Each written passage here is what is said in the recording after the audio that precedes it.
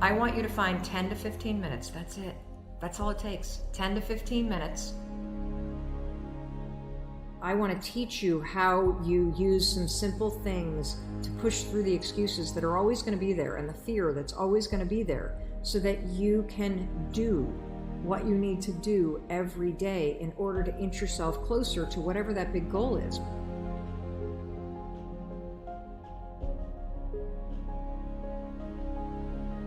How you start your morning determines how your day goes. That's right. How your morning starts determines how your day goes. There's so much research about productivity and happiness, and so many of you are focused on, what do I need to do? What do I need to do? How do I get more stuff done? And you get busier and busier and busier. And I want you to understand something.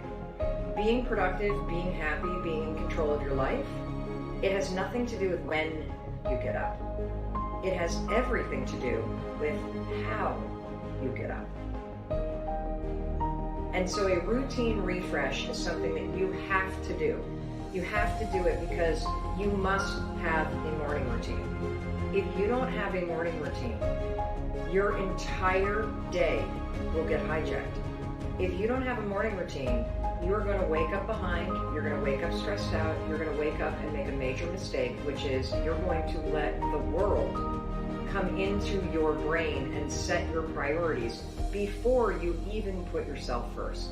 And so a routine refresh is critical. Refresh your routine. Why is this important? Because there is so much science that talks about the power of your morning routine. And there's also so much noise out there about the morning routine. But all of the articles out there tend to be written by guys that have 2.5 hours before work starts to somehow drink mushroom tea and meditate and go to yoga and exercise and drink bulletproof coffee and sit in an infrared sauna. And I don't know what planet these people live on, but they clearly don't have children or a job they need to get to at 8 o'clock in the morning. I'm being realistic. I'm being realistic about the fact that you need a morning routine, but you need one that works for you. You see, I had a morning routine that used to take me 30 to 40 minutes last year when I had more time. I've had a morning routine that took an hour when I had time and the ability to go for a jog in the morning. I'd incorporate that in the morning routine. My morning routine, 10 minutes long. That's it. It's 10 minutes long because that's what works for me in this season of my life.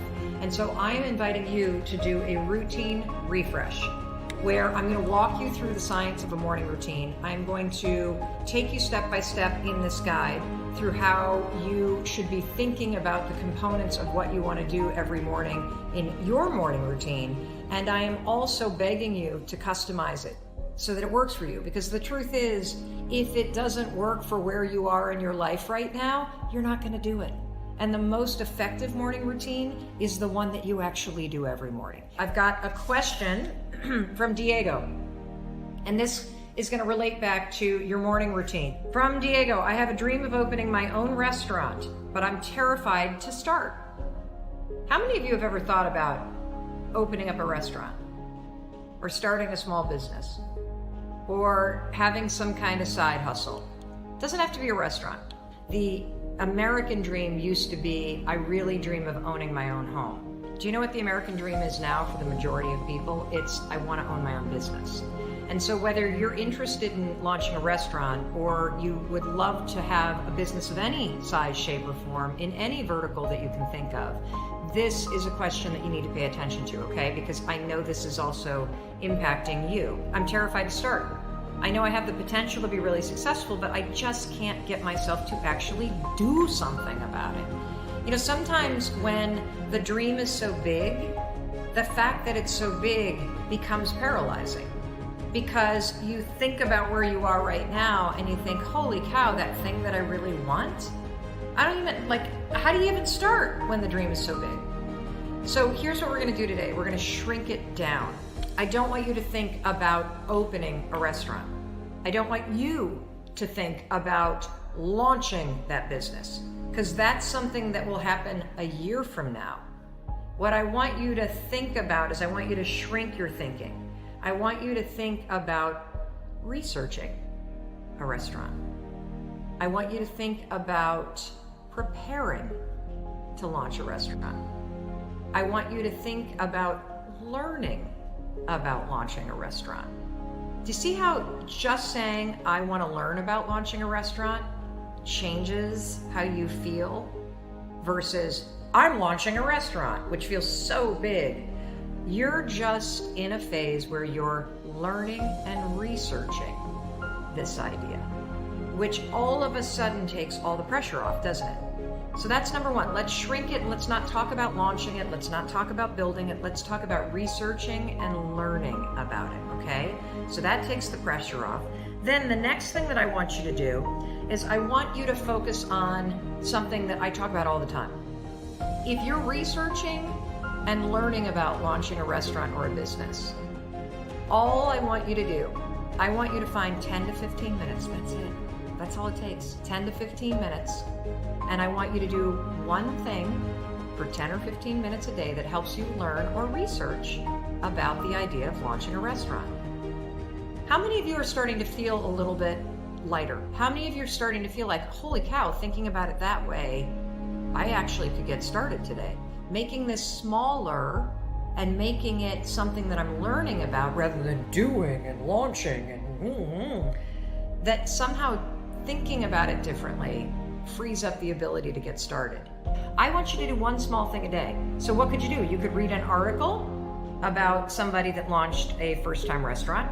You could look online for 10 to 15 minutes for a local restaurant networking event. You're not launching or building a restaurant yet. You're learning about it and you're researching it. And your job as a student of this subject is to do something every day for 10 or 15 minutes in order to learn or research it. That's it. That's all I want you to do, because here's what I know. If I get you to start doing that and you do this every day for 10 or 15 minutes, which you absolutely can, guess what's going to happen? You're going to feel momentum. You're going to feel like you're working on it. You're going to meet people that are interested in it. You're going to learn things that are going to lead to the next thing that you need to learn. And you will have mastered the art of getting started. And by doing something a little bit every day, you're also going to master the art of continuing to keep going. And from there, it'll snowball. I promise you. I promise you. As you meet people, the next thing you'll do would be to learn more from them. As you read and watch tutorials about people that have started restaurants, as you watch television programming about it, you're going to feel more inspired. You're going to start to see, I think I can do this. That's going to lead to the next thing. Trust me when I say it's all about the little progress you make every day. I want you to stop talking about launching it and building it, and I want you to shrink it back to I'm learning about it and researching it. That's number one. Number two, 10 to 15 minutes a day, you are a student of this subject. That's it. Get yourself a notebook where you keep all your notes. Get yourself organized like you would as a student, and find one thing you can do every single day that teaches you a little bit something about this subject that you're really interested in. And trust me, it'll all happen just by doing that. There will always be an excuse not to do the things you need to do. Particularly the things that scare you. That you have to dream, you have to visualize. We're going to talk about the science of visualization. It's easy to dream. It's really hard to do. And I want to teach you how you use some simple things to push through the excuses that are always going to be there and the fear that's always going to be there, so that you can do what you need to do every day in order to inch yourself closer to whatever that big goal is. What I want you to do is I want you to use a science-backed tool called visualization to your advantage.